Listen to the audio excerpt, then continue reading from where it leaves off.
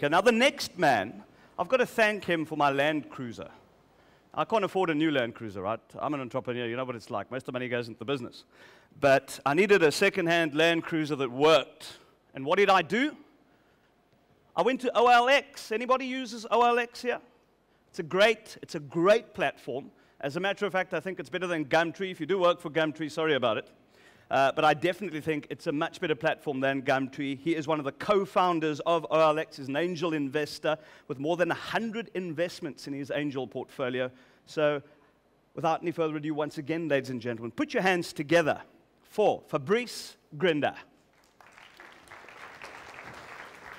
Sorry. Thank you.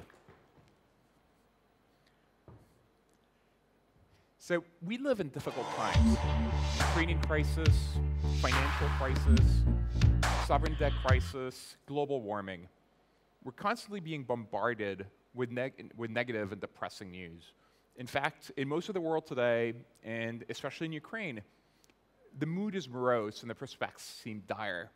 The general consensus is that things are bad, and the real conversation is around how bad things will get. Well, I have great news for you, because the general consensus is really wrong. In fact, we're facing an amazing future. Before I explain to you why, let me take you back to the late 1970s, for they seem to mark the end of Western civilization.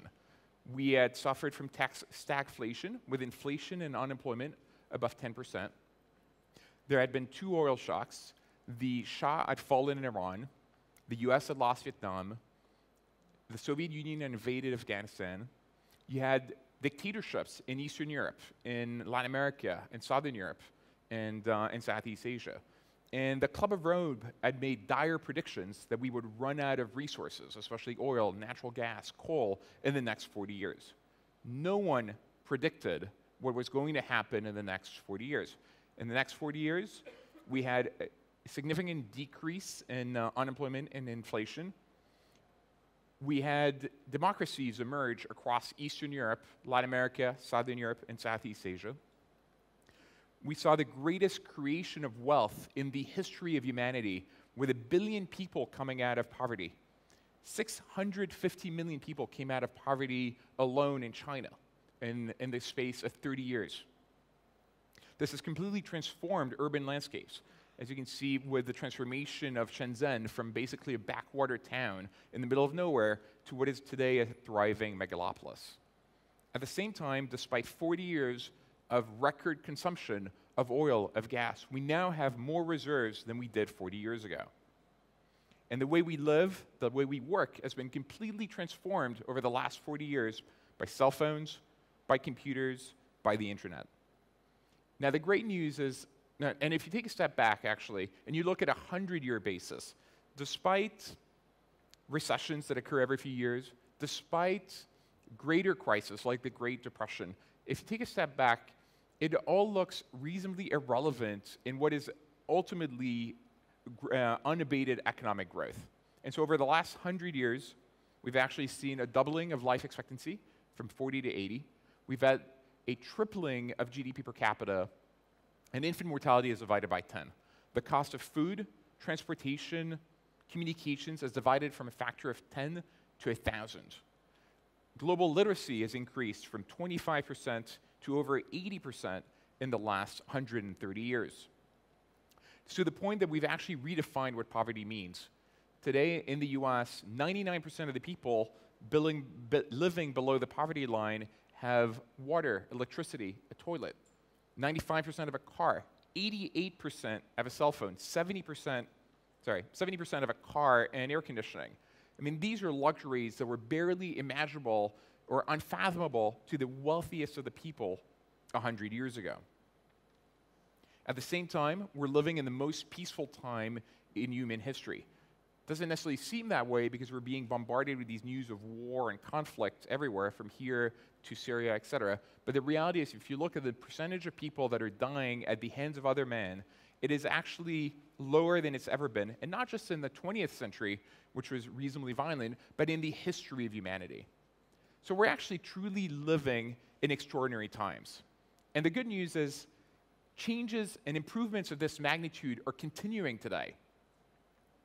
So if you go back, or if you go in the future, 100 years from now, and people look back at this first decade of the 21st century, I suspect that where they will find most remarkable is actually not the financial crisis that we had in 2008, 2009. It's not the Iraq or Afghanistan wars, but it's actually the remarkable growth of Africa. Over the last 10 years, 6 of the top 10 fastest growing economies in the world have been in Africa, and Africa is rapidly becoming integrated in the global economy. At the same time, in this period of austerity, we've been talking about how states can do less with less. But the reality is we have a huge opportunity to do more with less. Countries like Estonia are showing us the application of existing technologies can actually transform the areas of the economy that haven't yet been touched by the technology revolution, especially healthcare, education, and public services, which account for over 50% of GDP in most OECD countries. In a country like Estonia today, people vote online. 23% of people voted online in the parliamentary elections in 2011. The number will be significantly greater in the next election. 93% of people file their taxes online. You can create a company online in minutes. All the school records are online. You can access your kids' grades and attendance records. All the medical records are online. At the same time, all the major industries are currently being revolutionized by technology. So 3D printing has already revolutionized prototyping, and little by little, it's being integrated in manufacturing for ready-made production items. 25% of the output of 3D printers today is already production-ready items. At the same time, 3D printing has the possibility of revolutionizing medicine, as the printing of a mini kidney has proven. It looks like we're 10, 15 years away from being able to print organs, and therefore eliminating the organ shortage and rejection issues that they'll be printed directly to your personal genotype. At the same time, healthcare is finally becoming computerized and entering the computer revolution, which would actually increase quality of life and decrease costs for many. Now, Watson, which is IBM's supercomputer that famously won Jeopardy, is actually already better at diagnosing certain types of cancers than doctors are. And that kind of makes sense. Computers don't get bored, they don't get tired. They'll look at every millimeter of an MRI or an X-ray. Now, Watson originally cost $21 million to build and develop, but you need to remember, today's $21 million supercomputer is tomorrow's $100 cell phone. In fact, if you look at the developments we're seeing today, it looks like we're less than 5 years away from having a Star Trek-like medical tricorder, a cell phone-sized device that costs a couple $100 that will be able to diagnose almost all of the major diseases for free, and that will completely revolutionize preventative medicine in places like Africa, but ultimately in the world. Robots are finally invading our lives. They've already invaded factories, and little by little, they're starting to percolate into our day-to-day lives. You see that DARPA has built this robot called the Atlas that can go into disaster zones. It's like 6 feet tall and save people and save lives. The Da Vinci robot, which you can see in the middle, has actually already performed 200 operations on 200,000 patients, minimally invasive surgeries in 200,000 patients. And within a few years, or in a few years, depending on FAA rules and technological development, Amazon should be in a position to deliver 80% of its packages within a few hours using drones and probably self-driven cars for the rest. Google last year famously announced that robotics are going to be one of the big main forays of investments going forward. In fact, they've acquired 7 companies over the last few years. Now, the Internet of Things is also set to improve our lives and decrease our costs. Little by little, all of our devices, coffee makers, vacuum cleaners, lamps, are being connected to the internet. All this to improve, to understand what our needs are and decrease our costs. So imagine you have an intelligent refrigerator that tells you before food is going bad, therefore reducing food waste. It can also keep itself stocked with whatever it is that you really most desire by understanding what your preferences are and ordering online to make sure that you have that Coke or pomegranate that you really, really care about. The Nest thermostat, which is probably the most famous Internet of Things item today, actually understands your personal preferences when it comes to temperatures and actually increases or improves your quality of life while decreasing your heating bills. And so the Internet of Things is really not about things. It's actually purely about improving our quality of life. Education is also finally starting to become revolutionized.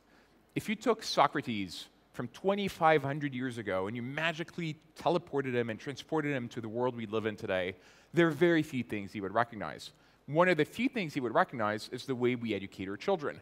You have a teacher of varying quality spewing facts to students of varying quality in a way that doesn't really make sense. Now, a number of schools are starting to experiment with creating gamified, personalized software that basically teaches kids in a personalized way at their level in a challenging, engaged way. This way, the students are more engaged because they're continuously being tested with material that's exactly at their level, and the teacher's role is transformed from one of being a fact-spewing machine to one of being a personal coach or consultant. And the early results for the schools that have actually applied this are actually very promising. Education is also becoming more scalable. We have the best professors now reaching hundreds of thousands of students on MOOCs like Coursera. And so education is finally undergoing this transformation. It's becoming rapidly democratized. It's no longer something you do once in your life, but it's a continuous lifetime achievement where, regardless of where you are, regardless of your background, of your sex, of your religion, you can actually have access to these amazing learning tools on things like Code Academy or Khan Academy. Transportation is on the verge of a revolution. Every year in the US, $121 billion of economic activity is lost to congestion. Globally, 1.2 million lives are lost in 50 million accidents, causing countless despair and economic costs. Originally, we thought that in order to have self-driven cars, we would need to rebuild our infrastructure. We would need intelligent highways, and it would cost trillions of dollars. But Google has demonstrated we already have the technology today to build self-driving cars. Now today, they're reasonably cost prohibitive, so you won't be seeing them on the road, or it won't be in your car just right now, but already those technologies are percolating down into our everyday cars. The high-end cars already have self-parking systems. They have automatic braking systems when there's traffic that slows ahead of you. Tesla has announced that within a few years we'll have a car that can drive itself 90% of the time. And so it actually looks inevitable that within 10, 15 years, self-driving cars will actually be completely common. Communications are also heading for a revolution. In a way, it makes a lot of sense for Google to be working on the Google Glasses, because if there's one thing in your life today that feels completely indispensable and yet is inevitably going to disappear, it's the smartphone. It actually doesn't make sense we're spending all that time looking and playing in this little device, especially as we're seeing massive improvements in technology like brain reading technology. So today, we already have the technology to read images from people's minds. Now today, you need to be connected to an MRI scanner. It's extremely expensive, it's loud, it's unwieldy, and as you can see, the resolution is very low. But thanks to Moore's Law, it's going to become cheaper, higher resolution, and much more effective. And so it's not actually all that hard to imagine that there's a future version of Google Glasses where it'll be reading orders from your mind as opposed to using your voice, and you'll be telling it to send a message to someone else, and then it will be displaying it to that person, but not with something as ugly as the glasses or the screen on the side, but let's say a laser might print it directly on your retina, overlaying the information on your visual field, or maybe it'll be in your intelligent contact lens. In the long run I mean 20 years from now, 25 years from now, you'll probably actually do away with this completely, and you'll probably have mind-to-mind communication, obviously technology-augmented mind-to-mind communication. You'll be able to send images and thoughts to people who want to receive them. There's already been one example of that last year, and as you can see on the image behind me, it was the first time that someone at a distance was able to send a message from their mind to someone else's mind and make them move their arm. Now, it sounds very science fiction-y. It sounds maybe too far to be real. But you need to remember, 15 years ago, none of us would imagine that we'd be carrying these cell phones in our pockets that'd be general computing devices that we'd use for everything. And today, they feel like they're part of us. This is just the next step in this evolution. It's inevitable, it's ready in the labs, and it's coming sooner than you think. Energy is also on the verge of a revolution. Now, and maybe this is the one area of development and improvement that's making me the most optimistic about the future. You know, the idea that we're going to run out of energy is ludicrous. We are actually awash in energy. Every 12 minutes, we get more energy from the sun than we need to power our economy for the entire year. The issue is not abundance, as Peter Diamandis, the creator of the XPRIZE, likes to say, it's accessibility. Now, this is an issue that we faced time and time again. If I take you back to the 19th century, aluminum was the most expensive metal in the world. It was more expensive than platinum, more expensive than gold, more expensive than silver. And in a way that doesn't make sense. Aluminum is 7% of the Earth core. It's the third most abundant material. The problem is it doesn't really exist in natural form. And so it was extraordinarily rare and expensive. That's why the tip of the Washington Monument is in aluminum. That's why when the King of Siam went to visit Napoleon III, Napoleon gave his guests the silver plates, he gave himself the gold plates, and he gave the King of Siam the aluminum utensils. But in 1886, they figured out how to electrolyze aluminum and extract it from its ore, and at that point, the price completely collapsed to the point it became very, very cheap. Now, something reasonably similar is happening in solar power. Solar power has been improving by about 14% in terms of price per output every year for the last 40 years. It used to be that a solar cell cost about $70 per watt in 1977. Last year, this year, it costs about 70 cents. It's a 100-fold improvement. So we're already at the point where we're at grid parity in remote places. It looks like by 2025, we'll be at grid parity in solar in sunny places of the US, and by 2035, probably all around the world. Now, when that happens, billions and billions of dollars will be invested in solar, and so it looks like by the middle of the 21st century, with no subsidies, with no government intervention, with no regulation, with no dramatic output in or breakthrough in technologies like fusion, even with no dramatic breakthrough in solar efficiency, we'll completely move away from a carbon-based economy to basically a solar-based economy. Now, when that happens, really cool things happen. At that point, the marginal cost of the megawatt goes to zero, the same way that the marginal cost of a cycle on your cell phone has now gone to zero. It used to be that computing power was extraordinarily expensive. People ration access to computers. But today, computers are so powerful that we waste cycles. We play Candy Crush on them. We check our Facebook status. And so the very cheapness of computing power has unleashed this massive wave of innovation. The very cheapness of energy in the middle of the 21st century will unleash a similar wave of innovation, most of which we cannot predict. But what we can predict is some of the biggest problems that we're facing today are going to go away. One thing people have been worrying about is water shortages. But again, it doesn't really make sense. The Earth is 70% covered by water. The issue, again, is accessibility. Only 1.3% of water is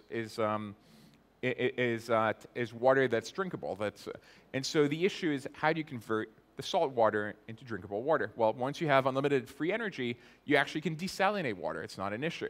And it's also possible that our water problems will be solved even before we actually get this unlimited free energy, in the sense that there are things like the Slingshot device that you can see behind me that can basically create about 1,000 liters of fresh water a day from any source, even if it's polluted, even if it's saline.